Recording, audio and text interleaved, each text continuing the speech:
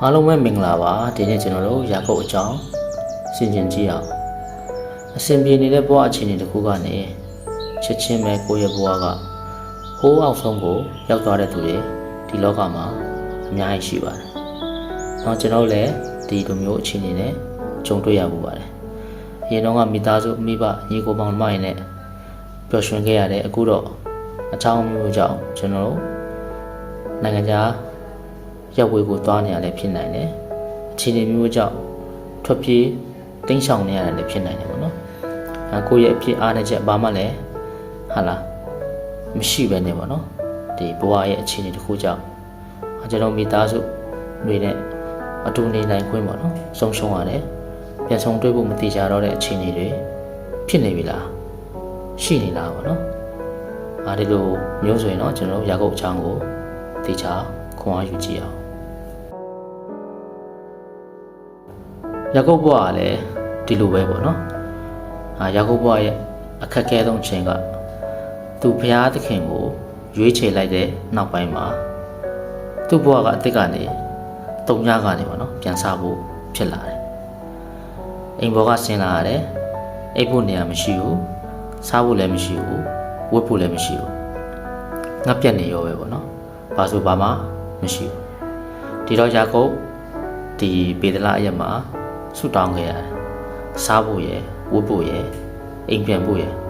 ဒီ၃ချက်ပဲပေါ့နော်ရိုးရှင်းလွန်းနဲ့အိမ်ကထွက်ပြေးရတယ်ပေါ့နော်တကောင်ကျွတ်စင်ရသားပေါ့နော်လူသားတယောက်ရဲ့ဆုတောင်းတန်ဖြစ်တယ်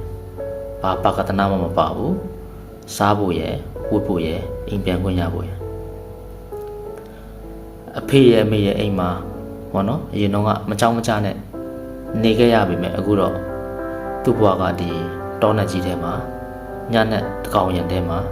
ตาရဲ့တိရစ္ဆာန်တွေကြားထဲမှာဒီညသူဘလို့ဖြတ်တမ်းမလဲ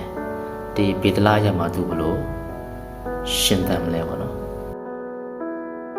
ဒီအကြောင်းအရာကိုပေါ့နော်တရားဟောရာကျမ်းအခန်းကြီး30နဲ့အခန်းငယ်10စနစ်မှာလူစိတ်ငြိမ်သောအရက်ตาရဲမြည်၍လွတ်လပ်သောတောလွင်ပြင်၌ယာကုပ်ကိုတွေ့တော်မူသောအခါဝန်းရံစည်းကားခြင်းတုံတင်ခြင်းကျေးဇူးကိုပြု၍မျက်စံတော်ကဲ့သို့စောက်တော်မူ၏ရွှေလင်းတတွေအတိုက်ကိုမွေလျက်သားငယ်တို့ပေါ်မှာလှုပ်ရှားလျက်အတောင်တို့ကိုဖြန့်လျက်သားငယ်တို့ကိုရှူ၍မိမိအတောင်တို့ဖြင့်ဆောင်တကဲ့သို့ထာဝရဘုရားတပါးတည်းသာလျှင်ယာကုပ်ကိုဆောင်သွားတော်မူ၏အခြားတပါးသောဘုရားမြည်များမရှိယာကုပ်ဟာဒုက္ခရောက်လို့တောနက်ထဲကိုရောက်နေတာစိတ်ပြက်လက်ပြက်နဲ့အိတ်နေတဲ့အချိန်သူသိထားတဲ့ဟာကငါဘဝအချိန်ခဏဒီအချိန်အတော်အတွင်းမှာပဲပြောင်းလဲသွားပြီပျက်စီးသွားခဲ့ရပြီလို့သူစဉ်းစားနေမှာအသေးချာပဲပေါ့နော်ဒါပေမဲ့သူမသိလိုက်တာကအမြင့်ဆုံးသောဘုရားကသူ့ကိုမေတ္တာတော်နဲ့ဝါရန်စီကာထားတယ်သူသင်ခြင်းကျေးဇူးကိုပြုနေတယ်မျက်စံတော်ကဲ့သို့သူ့ကိုစောက်ရှောက်ထားပါတယ်စိတ်ဝင်စားစရာတိတ်ကောင်းတာကဘုရားသခင်ကသူ့ကိုမျက်စံတော်ကဲ့သို့အပြောင်းမခံပဲဒီအချိန်မှာထွေးပွေ့ထားတယ်စောက်ရှောက်ထားတယ်ဆိုတဲ့အကြောင်းကိုအဲ့ဒီအချိန်ယာကုပ်လုံးဝနားမလည်ခဲ့သူမသိခဲ့မောရှေကပေါ့နော်ကျေးဇူးတော်အားဖြင့်ဒီအကြောင်းအရာတွေကိုနောက်ပိုင်းမှသာတရားဟောရာကျမ်းရောက်တဲ့အခါမှာပြန်လည်ရေးသားညွှန်းဆိုထားတဲ့ဘုရားရဲ့ယာကုပ်ပေါ်မှာထားတဲ့မေတ္တာတရားဖြစ်ပါတယ်ဆိုတော့ဒီမေတ္တာတရားကတိတ်ခမ်းနားလုံးနေပေါ့နော်ဘာဖြစ်လဲဆိုတော့ယာကုပ်အဖြစ်ပြက်လို့ပဲပေါ့နော်ကျွန်တော်သက်တာမှာဘုရားသခင်ကကျွန်တော်ပေါ်မှာလှုပ်ဆောင်ပေးနေတဲ့အမှုရာတွေကျေးဇူးတော်တွေအများကြီးရှိနေပါတယ်ယာကုပ်ကသိတော့မသိလိုက်ရတယ်လို့ပဲကျွန်တော်တို့သိခွင့်တော့မသိလိုက်ရတဲ့ဘုရားသခင်ရဲ့ကောင်းမြတ်ခြင်းတွေကျွန်တော်အသက်တာမှာဘယ်လောက်တော့ရှိနေပြီလဲတချို့တော့ဘုရားသခင်ရဲ့ကောင်းမြတ်ခြင်းတွေကွယ်ကာပေးခြင်းတွေနှစ်သိမ့်ပေးခြင်းတွေခွန်အားပေးခြင်းတွေကကျွန်တော်လူသားတွေသိခွင့်တော့မရလိုက်ကြပါဘူးဘာဖြစ်လို့လဲဘုရားသခင်ကကောင်းမြတ်လွန်းတာကြောင့်ဖြစ်ပါတယ်ကျွန်တော်တို့နားလည်ခွင့်မရလိုက်တဲ့ဘုရားသခင်ရဲ့ကျေးဇူးတော်တွေကျွန်တော်အသက်တာမှာအမှန်တကယ်ရှိနေပါတယ်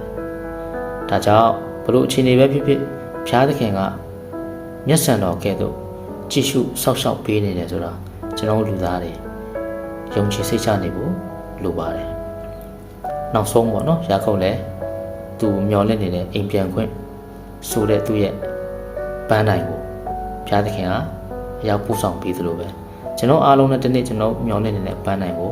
အရောက်သွားနိုင်ဖို့အတွက်အိမ်ပြန်ခွင့်ရဖို့အတွက်ကျွန်တော်အားလုံးဘုရားသခင်နဲ့အတူဆက်သွားကြရအောင်